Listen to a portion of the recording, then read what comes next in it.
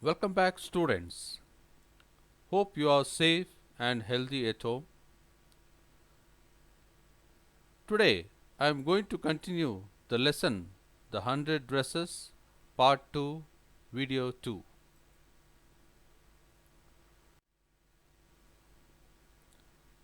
Written by Elsa Esther.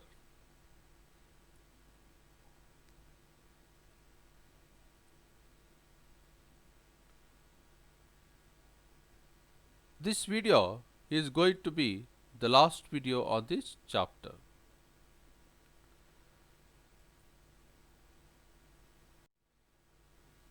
The students, before we take up the reading and explanation part, we shall try to recall what we discussed in our previous class. Mr. Petronsky's letter stating that his daughter Wanda would not come to the school anymore. So this was because they were moving to a big city. He further said that Wanda would no more be called Polak by her classmates and teased by them. Then, in fact, Miss Mason was unhappy and upset with the class after reading this letter written by Mr. Petronsky.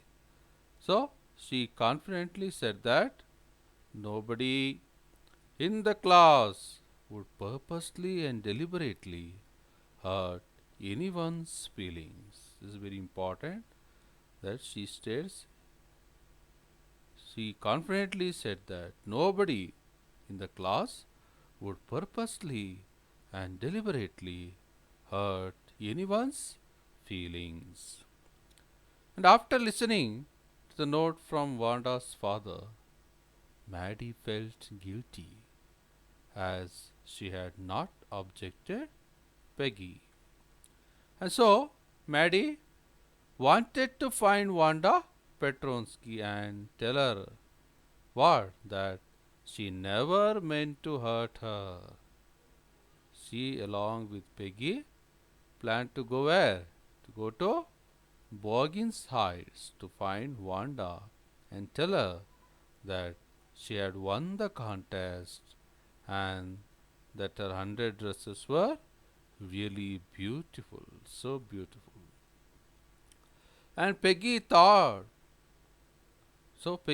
of excuses and consoles herself by saying that at least she did not make fun of her name or called her a foreigner. So she further said that perhaps her asking questions about Wanda's dresses gave her what? Ideas for her drawings. Otherwise, she might not have she might have not have won the contest. So next, they go to Wanda's house. There, Wanda's house remind Maddie of Wanda's blue dress because the little white house of Wanda and its sparse little yard looked shabby but clean. This reminded Maddie of Wanda's blue cotton dress that was faded and shabby but clean. See here, Maddie comes to the important decision finally that if she ever hears anybody picking on someone because they are funny looking or because they have strange names, she will speak up. She is ready to lose Peggy's friendship in such a case. Now, let me read it for you.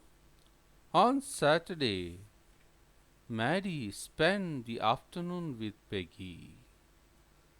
They were writing a letter to Wanda Petronsky.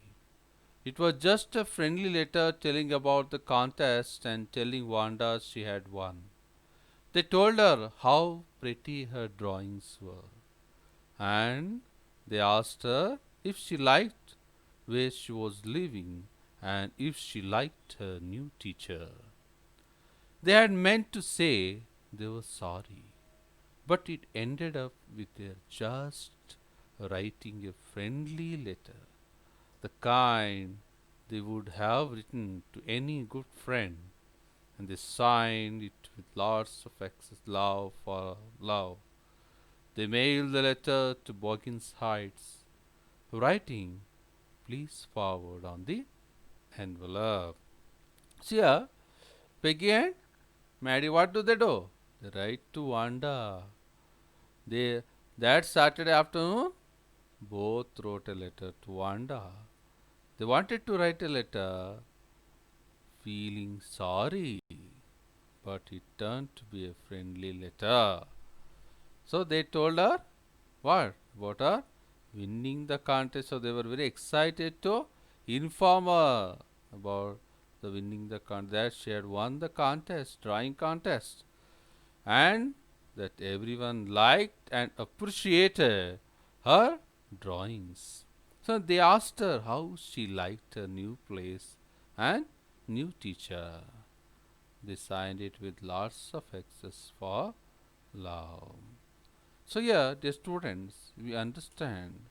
So Peggy and Maddie, they write letter. First, they had the intention of asking sorry, but it turned out to be a friendly letter. So they inquired.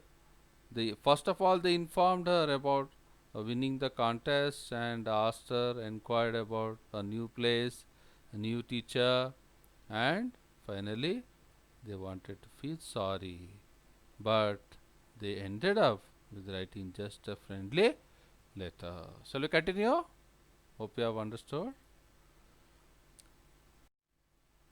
Days passed and there was no answer, but the letter did not come back. So maybe Wanda had received it. Perhaps she was so hurt and angry she was not going to answer. You could not blame her. Weeks went by and still Wanda did not answer.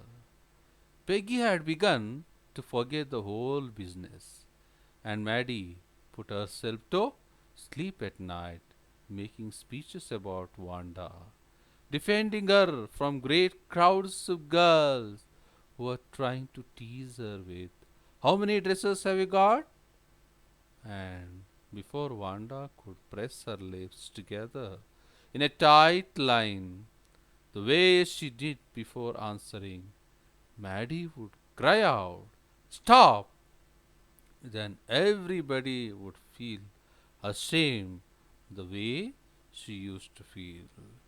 See, there was no reply from Wanda. So they did not receive any reply from Wanda. Perhaps she was angry. What Wanda felt. Peggy almost forgot about it because she was not much worried about what? Wanda. She was not worried about Wanda. Here, Maddie is worried. So Peggy almost forgot about it, but Maddie did not. She often went to sleep giving speeches or safeguarding Wanda from the teasers. So in the sleep, she started defending Wanda that if anybody teased her, "How many dresses have you got?" So and before Wanda could press her lips together in tight line, the way she did before answering, Maddie would cry out. Maddie would prevent them by telling, "Stop." Then, everybody would feel ashamed the way she used to feel. So, at least in her dream, in her sleep, she thought of. So, here, Maddie tries to show us what actually she felt in the bottom of her heart. She tries to defend Wanda from being teased by her classmates. Next. Now it was Christmas time and there was snow on the ground. Christmas bells and a small tree decorated the classroom. On the last day of school before the holidays, the teacher showed the class a letter she had received that morning. Remember Wanda Petronsky, the gifted little artist who won the drawing contest?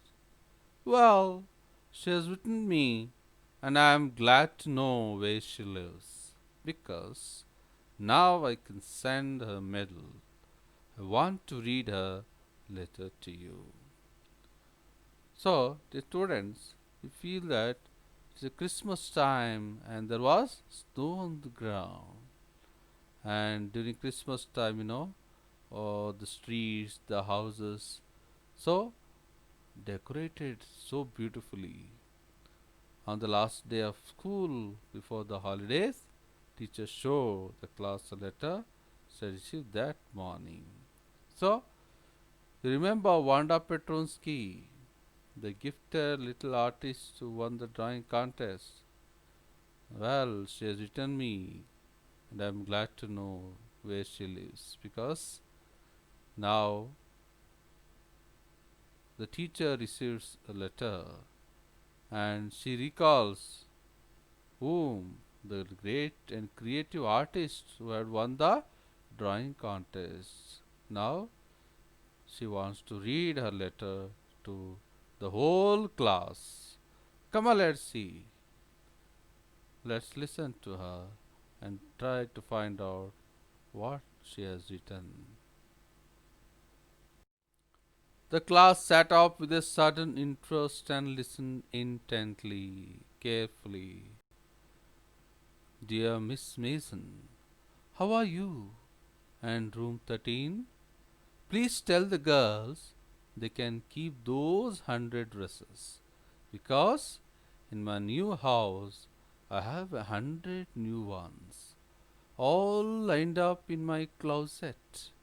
I'd like that girl Peggy to have the drawing of the green dress with the red trimming, and a friend Maddie to have the blue one. For Christmas, I miss that school, and my new teacher does not equalize with you. Merry Christmas to you and everybody. Yours truly, Wanda Petronsky.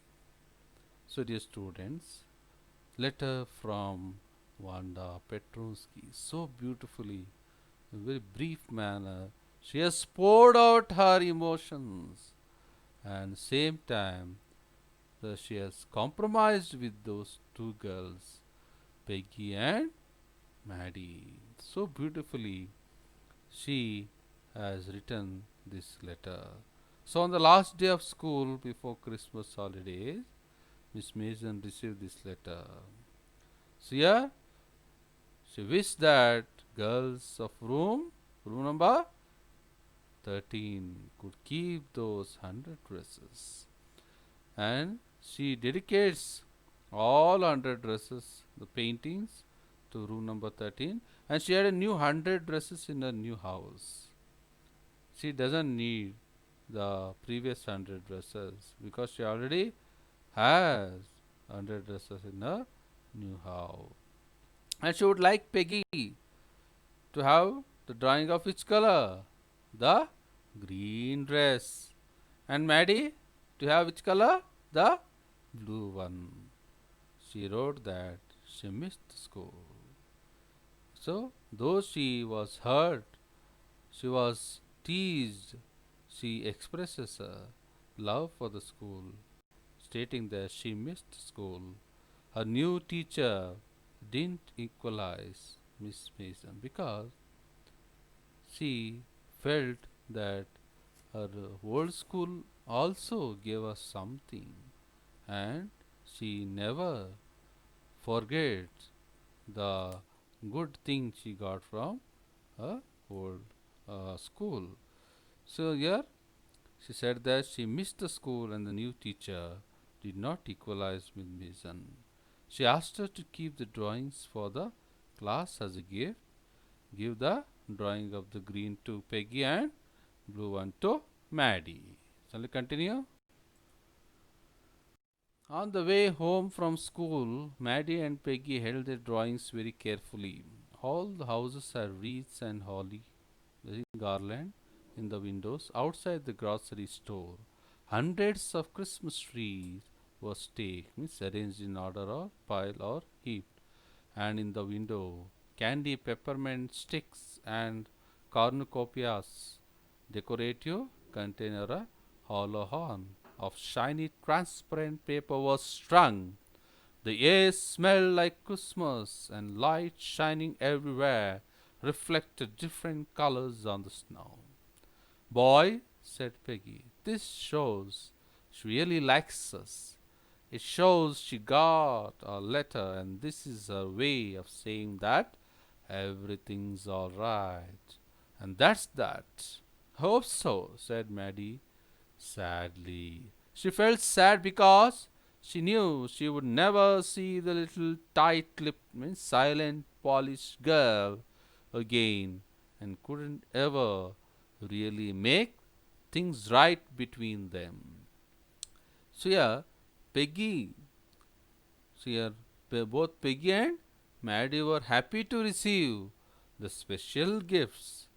They understood what that Wanda had received their letter. She liked them and was not angry with them because she is gifted each one of them with a special gift, Christmas gift we can say, or we can call it. So Peggy told Maddie Wanda actually liked them. She replied their letter. There was no ill feeling among them. It's very important. There was, so though she was hurt, she was sad. She forgets everything now. There was no ill feeling among them. Everything was all right. Maddie felt sad that they would never see the little Polish girl again. So they would never see the little tight-lipped, Miss silent Polish girl again, and could ever really like them or make things right between them. She went home and she pinned a drawing over a torn place in the pink flowered wallpaper in the bedroom. The shabby room came alive from the brilliancy of the colors. Maddie sat down on her bed and looked at the drawing. She had stood by and said nothing, but Wanda had been nice to her. Anyway, tears blurred her eyes. She gazed for a long time at the picture. Then hastily she rubbed her eyes and studied it intently with eager intention. The colors in the dress were so vivid that she had nearly not, scarcely noticed the face and head of the drawing. But it looked like her, Maddie. It really looked like her own mouth. White really looked like her own self. Wanda had really drawn this for her. Excitedly, she ran over to Peggy's. So, the student, we understand that Maddie, when hung the drawing in her room, remembered Wanda, who had been nice to them, though they had teased her. Tears came to her eyes. Then she looked closely at the drawing and found, what did she find? That her face was drawn on that. So beautiful. She ran to Peggy and saw Peggy's face on Peggy's cave. So Wanda had specially drawn those sketches for them. She liked them. So she, I read it for you. Peg, she said, let me see your picture. What's the matter? Asked Peggy as they clattered and stalked continuously up to her room where Wanda's drawing was lying face down on the bed. Maddie carefully raised it. Look, she drew you. That's you, she exclaimed. and the head and face of this picture did look like Peggy. What did I say? Said Peggy. She must have really liked us. Anyway, yes, she must have, agreed Maddie. And she blinked, winked away. The tears that came every time she thought of Wanda, standing alone in that sunny spot in the schoolyard, looking stolidly unexcitable over at the group of laughing girls after she had walked off. After she had said, "Sure, 100 of them all lined up."